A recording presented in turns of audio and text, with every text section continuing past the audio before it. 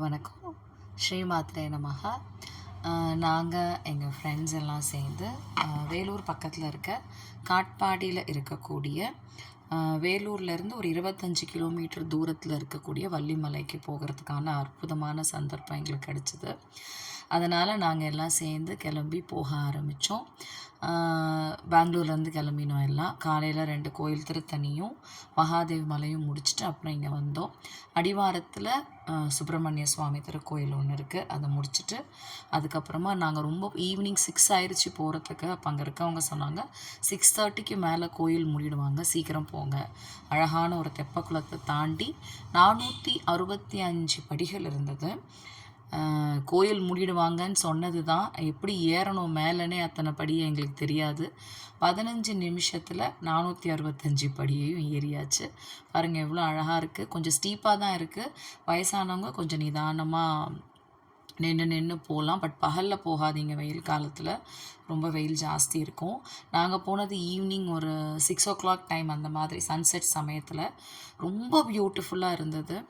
இங்கே வள்ளி அம்பாள் உற்பத்தி ஆன இடம், அவங்க பிறந்த இடம். அங்கே பாருங்கள் சித்தர் சித்தர் குகைன்னு சொல்கிறாங்க. சித்தர்கள்லாம் அங்கே நிறைய தபஸ் பண்ணியிருக்காங்க அப்படின்னு சொல்கிறாங்க. ஸோ படி ஏறி நாங்கள் மேலே போனோம். வள்ளியம்பாள் விஷ்ணுக்கும் லக்ஷ்மிக்கும் இங்கே பிறந்ததாகவும், மான் ரூபத்தில் அவங்களுடைய வேர்வையை புல் மேலே விழுந்ததாகவும், மான் அதை சாப்பிட்டதுனால மான் வயிற்றில் வள்ளி பிறந்ததாகவும், முருகர் இங்கே வள்ளியை திருமணம் புரிஞ்சதாக இருக்குது இந்த ஸ்தலம் அப்படின்னு சொல்கிறாங்க. இந்த ஸ்தல புராணம் ரொம்ப அழகாக இருந்தது. அந்த கோயில் படி ஏறி மேலே போயிட்டு மேலே பார்க்கும் பொழுது ரொம்ப அற்புதமாக இருந்துச்சு. அதுக்கப்புறம் அங்கேருந்து வள்ளிமலை சுவாமிகளோட ஆசிரமம் ஒரு 2 கிலோமீட்டர் உள்ள. எங்களுக்கு போக முடியாதுன்னு சொல்லிட்டாங்க, ரொம்ப லேட் ஆயிடுச்சுன்னு.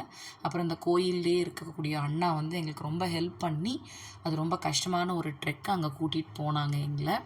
இங்கே பாருங்கள், இந்த கொடிமரம் எல்லாருக்காகவும் நீங்கள் எல்லோரும் தரிசனம் பண்ணிக்கணும். பாருங்கள், கோபுர தரிசனம், முருகருடைய அந்த மெயின் கோயில் மூலவர் இருக்கார் இல்லையா, அதோட கோபுரம். அது எவ்வளோ அழகாக இருக்குது பாருங்கள். அந்த சன்செட் சமயத்தில் அந்த இடத்த விட்டு வர்றதுக்கே எனக்கு மனசு இல்லை. உண்மையாக சொல்லணுன்னா நான் ரொம்ப கம்மியாக தான் டைம் ஸ்பெண்ட் பண்ணேன். நீங்கள் எல்லாம் போனீங்கன்னா நல்லா ஈவினிங் டைமில் போய் நல்லா டைம் ஸ்பெண்ட் பண்ணிவிட்டு வாங்க, இல்லை காலம்பரை போயிடுங்க. ரொம்ப அழகான ஒரு வியூ. இவ்வளோ சென்னைக்கு அருகில் இவ்வளோ அழகாக ஒரு இடத்த நம்ம மிஸ் பண்ணிட்டோமே நான் நினச்சேன். முருகரை நல்லா தரிசனம் பண்ணிவிட்டு வள்ளியோடைய சிலை கையில் அந்த உண்டிக்கோலோட ரொம்ப அழகாக இருந்தாங்க, பார்க்குறதுக்கே திவ்யமாக. அங்கேருந்து வள்ளிமலை சுவாமிகள் இவரோட ஆசிரமத்துக்கு நடக்க ஆரம்பித்தோம். இந்த டைமில் அலோவ் பண்ண மாட்டாங்க, ஆசிரமம் செல்லும் வழின்னு இப்படி தான் இருக்குது. படியெல்லாம் எதுவுமே கிடையாது, உங்களுக்கு படிங்கிற மாதிரி விஷயமே கிடையாது. கிட்டத்தட்ட இறங்கி போகிறதுக்கு சில ஸ்டெப்ஸ் இருக்குது. அதுக்கப்புறம் வெறும் பாதை தான், கல் முள்ளான பாதை தான். பேர்ஃபுட்டாக தான் நாங்கள் எல்லாம் போனோம். ரொம்ப ஒரு அருமையான ஒரு அனுபவம். அது என்னன்னு பார்த்தீங்கன்னா, வள்ளிமலை அவருடைய வரலாறு பார்த்தீங்கன்னா ரொம்ப ஆச்சரியமாக இருந்தது. ஒரு தோசை கரண்டிலே ஒரு குகையை தோண்டி அதுக்குள்ளே அவர் உட்காந்து தபஸ் பண்ணியிருக்கிறார். இங்கே பாருங்கள், அந்த சன்செட் எவ்வளோ அழகாக இருக்குது பாருங்கள். அவர் ஒரு நாளைக்கு ஒரு திருப்புகழை மனசில் நினச்சி தியானம் பண்ணதாக சொல்கிறாங்க. அந்த இடமே பார்த்திங்கன்னா அவ்வளோ ஒரு வைப்ஸாக இருக்குது. முருகரும் வள்ளியும் அங்கே ஓடி ஆடிக்கிட்டு இருக்க மாதிரியே எனக்கு என்ன சொல்கிறது, எனக்கு அந்த மாதிரியே தோணுச்சு அந்த இடம். ஒரு இடமும் இப்போது திருவண்ணாமலை பார்த்திங்கன்னா ஒரு அடியும் சிவலிங்கம்னு சொல்கிற மாதிரி இங்கே இருக்கிற ஒரு அணுக்கள்லையும் ஒரு இதுலேயுமே முருகப்பெருமானும் வள்ளி தேவானை சமேதனாக எனக்கு இருக்கிற மாதிரி எனக்கு அப்படி ஒரு அனுபவமாக இருந்தது. கீழே பாருங்கள் எவ்வளோ கல்லும் முள்ளுமா இருக்குது. இந்த மாதிரி ஒரு ஏரோ மார்க் தான். ஸோ பகலில் போங்க, ஈவினிங்ஸ் 6 மணிக்கு மேலே அங்கே அலவுட் கிடையாது உங்களுக்கு. எங்களுக்கு அந்த அண்ணா இருந்ததுனால எங்களை கூட்டிகிட்டு போனாங்க. போகும்பொழுது இவ்வளோ வெளிச்சமாக இருக்குது, வரும்பொழுது எப்படின்னு எங்களுக்கு தெரியல. அது கொஞ்சம் பயமாக இருந்தது. பட் அந்த இருட்லேயும் நாங்கள் திரும்பி சக்ஸஸ்ஃபுல்லாக சேர்ந்தோம்.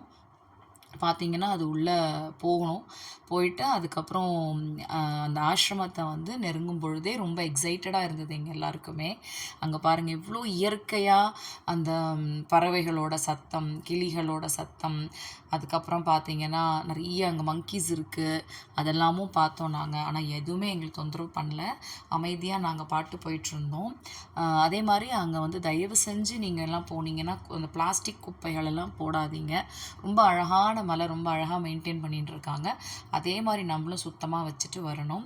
ஸோ வள்ளிமலை சுவாமிகளை பொறுத்த வரைக்கும் இங்கே தான் வேல்மாறலையும் வந்து அவர் தொகுத்து கொடுத்தாரு அப்படின்னு சொல்லக்கூடிய ஒரு அற்புதமான இடம். வேல்மாறலை பற்றி நான் சொல்லணும்னு அவசியமே கிடையாது. எல்லா ஆன்மீக அன்பர்களுக்கும் வேல்மாறலை பற்றி தெரியும். ஸோ அப்படிப்பட்ட மகான், அப்பேற்பட்ட ஒரு வள்ளிமலை சுவாமிகள் இருக்கிற இடத்துக்கு நாங்கள் போனோம் அப்படின்னு சொல்கிறது தான் எனக்கு ரொம்ப சந்தோஷமாக இருந்தது. முருகரை தரிசனம் பண்ணிவிட்டு அவரை போய் அங்கே பார்த்தது. அவர் இங்கே வந்து தபஸ் பண்ணி அவர் வளர்த்த ஒரு மாடு வந்து ஒரு சிறுத்தை அடிச்சிருக்கா. அதனால அந்த மாடோடைய சிலை, வள்ளி வந்து இங்கே ஓடி ஆடி ஆலோலம் பாடினது, அங்கே வந்து திணை காட்டை காப்பாற்றின இடம், வள்ளி வந்து முருகர் வந்து ப்ரப்போஸ் பண்ணும் பொழுது யானை ரூபத்தில் வந்து விநாயக பெருமாள் வந்து அவங்கள பயம்புறுத்தினப்போ அவங்க அப்படியே அந்த மலையே யானை குன்றாக இருக்கிறது. அதெல்லாம் வந்து வள்ளிமலை சுவாமிகளுடைய ஆசிரமத்துக்கு உள்ளே தான் இருக்குது. அதுக்கப்புறம் வள்ளியோடைய அப்பா வந்து முருகரும் வள்ளியும் பேசிகிட்டு இருக்கும்போது வந்ததுனால அவர் வேங்க மரமாக மாறின இடமும் அந்த இடத்துல இருக்குது. அங்கே ஒரு சுனை இருக்குது. இன்னும் மேலே ஏறி போனீங்கன்னா வள்ளி வந்து பூஜை பண்ண சிவலிங்கம் இருக்குது, அவங்க குளித்த சுனை இருக்குது, வெயிலே படாத சுனையும் இருக்குது. இதுதான் வந்து ஆசிரமம். பாருங்கள், உள்ளே போன உடனே அவ்வளோ ஒரு என்ன சொல்கிறது, சொல்ல முடியாத ஒரு அமைதி. வள்ளிமலை சுவாமிகள் அவரை நினைக்கும் பொழுதே எனக்கு வந்து அவ்வளோ ஒரு சந்தோஷம். அவருடைய ஆசிரமத்துக்கு நான் போக முடியுமான்னு நினச்சேன். நான் கடவுள் புண்ணியத்தில் அது நல்லபடியாக ஆச்சு. உள்ளே போகிற வழி இப்படி தான். உள்ள அழகான ஒரு குடில். அங்கே பாருங்கள், இது உள்ளே தான். நான் உள்ளெல்லாம் வீடியோ எடுக்கல, வேண்டாம் அப்படின்னு சொல்லிட்டு. அது ஏன்னா ரொம்ப சாநித்தியமாக இருக்கக்கூடிய ஒரு இடம். ஸோ அதெல்லாம் நம்ம எடுக்க வேண்டாம். நீங்கள் நேரில் போய் அதெல்லாம் பார்க்கணுன்னு ஆசைப்பட்றேன். இதுதான் யானை குன்று. நான் சொன்னேன் இல்லையா, விநாயகர் வந்து அப்படியே அந்த யானையாக வந்து வள்ளியை பயம்புறுத்தின இடம். அது யானை குன்றாக, யானை போலவே காட்சி. ரொம்ப லேட்டானதால என்னால் அதை பிக்சரைஸ் பண்ண முடியல ஆக்சுவலி. ஸோ அதனால் அது இப்படி இருக்குது. அங்கே ஒரு தீபம் ஏற்றி ரொம்ப அழகாக வச்சுருந்தாங்க.